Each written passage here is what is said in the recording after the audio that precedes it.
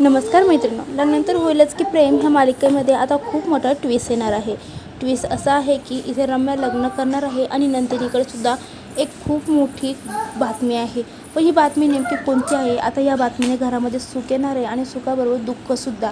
नक्की काय झालं आहे चला जाणून घेऊया. त्याआधी चॅनलला सबस्क्राईब करून ठेवा आणि व्हिडिओला नक्की लाईक करा.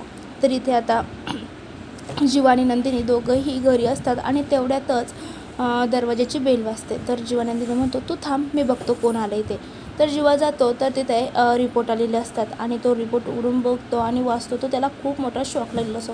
तो दरवाजातच खूप खूप मोठ्याने ओरडायला सुरुवात करतो. नंदिनी म्हणते अहो जीवा काय झाले काय झाले सांगा तरी मला. जीवा म्हणतो अगं काही विचारू नका, फक्त हत्तीवरून पेढे वाटायला सुरुवात करा. अहो नंदिनी म्हणते झाले काय ते तरी सांगा. जीवा लगेच नंदिनीला उचलून घेतो आणि गोल गोल फिरू लागतो.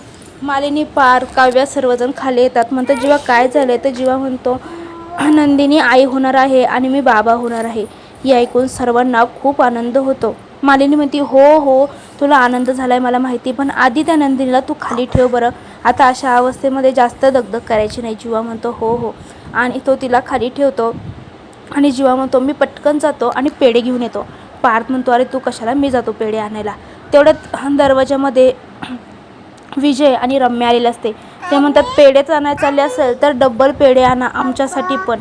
आणि सर्वजण एक संगच दरवाजाकडे बघतात. तर रम्या आणि इथे विजय लग्न करून आलेले असतात. विजय आणि रम्या लग्न केल्यामुळे घरातल्यांना खूप मोठा धक्का बसलेला असतो. पण हा विजय आणि रम्याचा प्लॅन असतो की घरातल्यांना कसं अजून प्रॉब्लेममध्ये टाकता येईल म्हणून त्यांनी लग्न केलेलं असतं.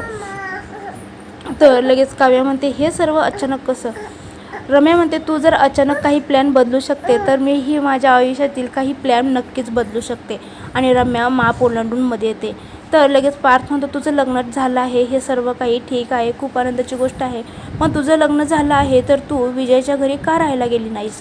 विजय म्हणतो एक मिनटं पार्थ, जेवढं हे घर तुमचं आहे ना तेवढाच हक्क वसुआईंचा आणि ह्या घरावरती रम्याचा आहे. आणि त्याच हक्काने आम्हीसुद्धा आता ह्याच घरात राहणार आहोत. आता पुढील भागामध्ये नक्की आता विजय आणि रम्याचा पुढील प्लॅन काय असणार आहे जाणून घेण्यासाठी चॅनलला सबस्क्राईब करून ठेवा आणि व्हिडिओला नक्की लाईक करा. थँक्यू.